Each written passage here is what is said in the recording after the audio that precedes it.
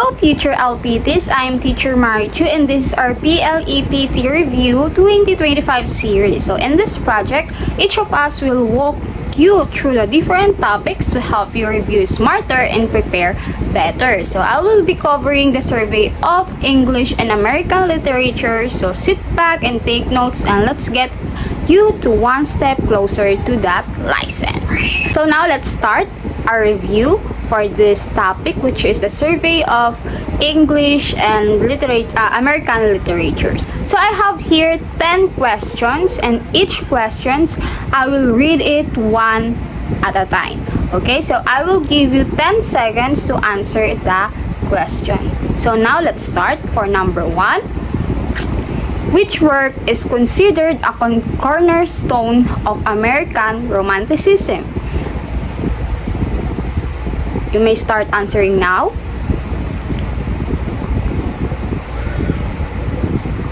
Is it letter A, letter B, letter C, or letter D?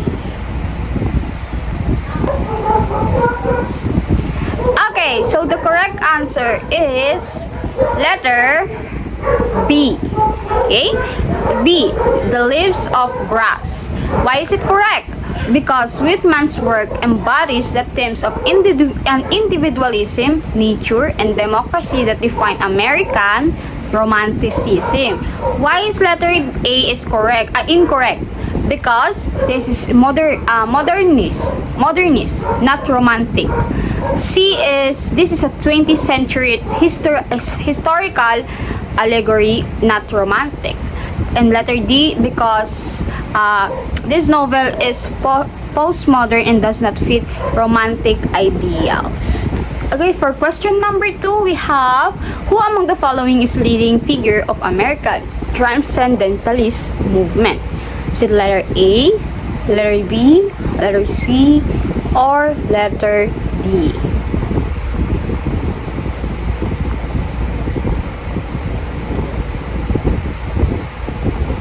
Okay, so the correct answer is letter B, Ralph Waldo Emerson. Why is it correct? Because Emerson was a central figure in the Transcendentalist movement, promoting self-reliance and spiritual unity of all beings. Why the others are incorrect? A, because Dixon's poetry was introspective but not transcendentalist. C is Twain was realist and satirist. And D is Poe focused on dark romanticism, not transcendentalist. So, number 3. So, question number 3 is, which of the following best characterized American literature after World War II? Is it A, or B, or C, or D?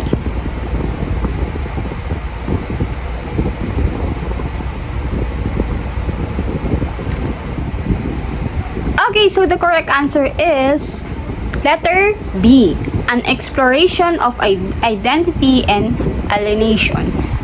So why is it correct? Because post-World War II American literature often grapples with themes of disillusionment, existentialism, and cultural identity. While the others are incorrect because A is post-World War II literature move away from idealism. C, because colonial themes are more relevant to early American literature. D, epic poetry was not dominant in this period. Okay, next question is number 4. What is one major theme of Shakespeare's Hamlet? Is it A, B, C, or D?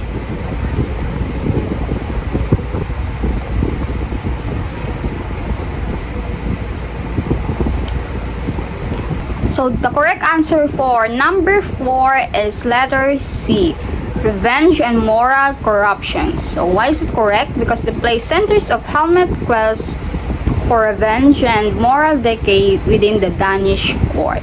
So why others are incorrect? So first, letter A, because war is not primary focus, B is love is a subplot, not the main theme, while D is the play ends tragically without a clear triumph of good.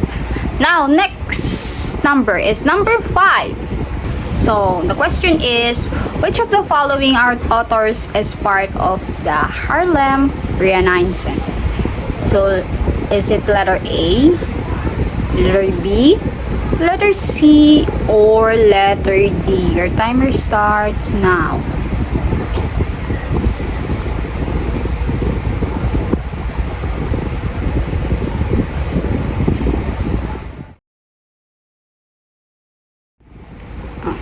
Okay, so the correct answer for number 5 is letter B, Langston.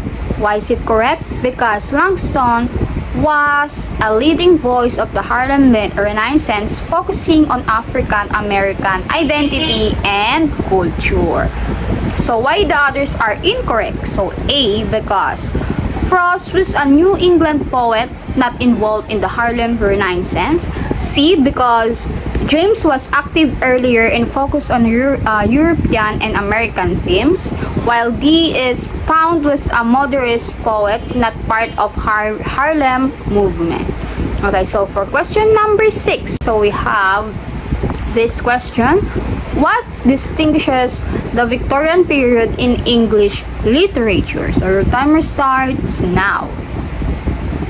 The answer is letter A, letter B, letter C, or letter D?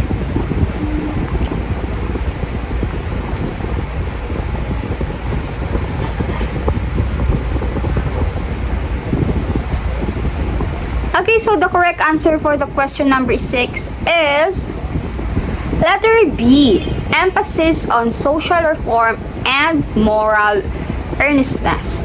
So why is it correct? Because Victorian literature often engaged with social issues such as poverty, class, and morality. So why others are incorrect?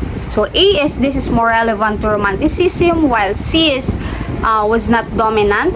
Letter D is many Victorian writers criticized but did not fully reject industrialism. So now we proceed to number 7. The question in number 7 is, what is the primary theme of Nathaniel Hawthorne, The Scarlet Letter? Hawthorne's The Scarlet Letter. So your timer starts now. Is it letter A, or letter B, letter C, or letter D?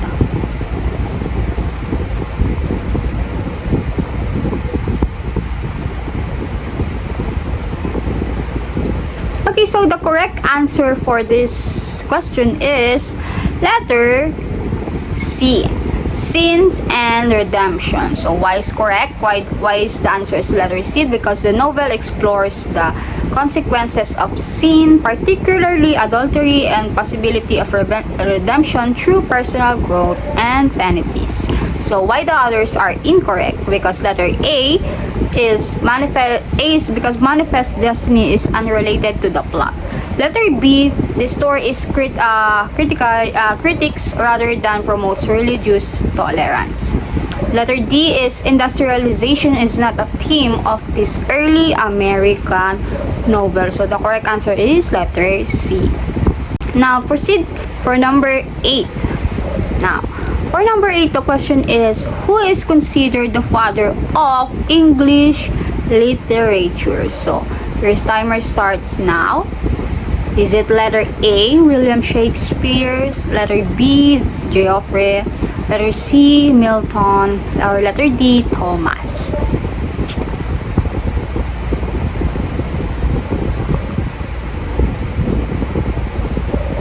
So for the correct answer of number 8 is letter B, Geoffrey.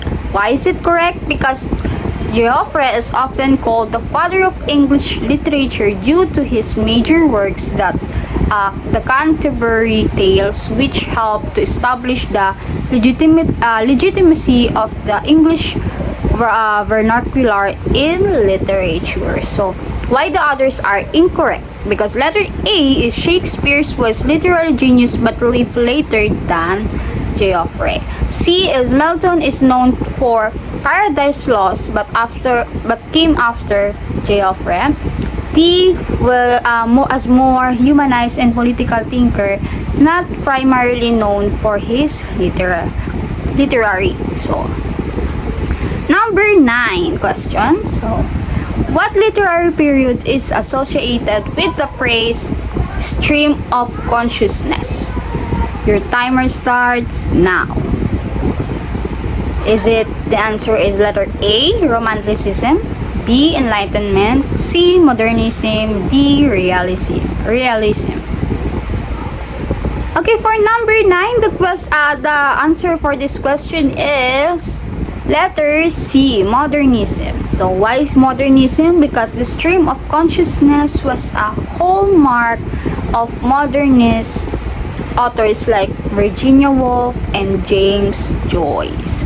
Why others are incorrect? So A, because the Romanticism focused on emotions and nature, not narrative style, while B is Enlightenment emphasized reason. Letter D, because realism used straightforward narrations, not experimental forms. So, for our last number, we have number 10 question is, what is the significance of Mary Shelley's Frankenstein in English literature? Your timer starts now. Is it A, is in the first known autobiography, B, initiated the genre of science fiction, C, is it critic of colonialism, D is support Enlightenment rationalism. So, what is your answer? Okay, so the correct answer for our last number is letter B. It initiated the genre of science fiction. So why is the answer is letter B? Because Shelley's novel is often considered one of the first work of science fictions, blending gothic horror with scientific experimentation. So why the others are incorrect? So first, letter A, is it a novel, not an autobiography? Letter C, because colonialism is not the novel's central focus. And letter D, because it critiques rather than supports unbridled rationalism. So that's all for today. So thank you for listening, and then I hope you learned something about our topic for today. And that's all. Thank you, and I'm teacher Marichu. So thank you everyone. Have a good day.